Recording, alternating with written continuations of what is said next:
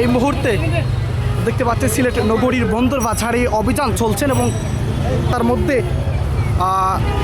যানবাহন রেখে শপিংকে অনেকে যাচ্ছেন, সেটি আসলে জাম করছে, রাস্তা ভিড় করছেন, সেই দিকে লক্ষ্য রাখছেন আমরা দেখতে পাচ্ছি এবং যথাযথভাবে কাজ করছেন। আমরা ইতিমধ্যে দেখতে পাচ্ছি কয়েকটি হ্যামলেট জব্দ করেছেন মোটর সাইকেলে রেখে পুলিশ কাজ করছেন, সেটি আমরা দেখতে পাচ্ছি এই মুহূর্তে।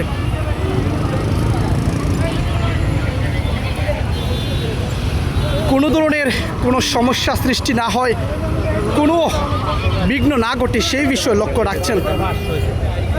জমে উঠেছে ঈদের বাজার সিলেট নগরীতে, আমরা সেটি লক্ষ্য রাখছি এবং কাজ করছেন আইন শৃঙ্খলা রক্ষাকারী বাহিনী, যথাযথ কাজ করছেন। আমরা সিলেটের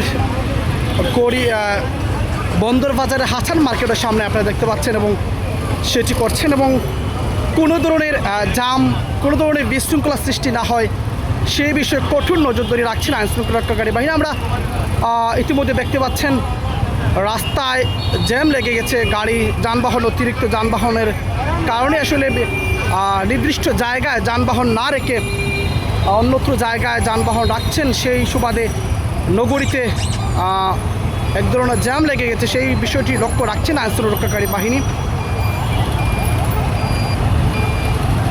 বিশাল জ্যাম,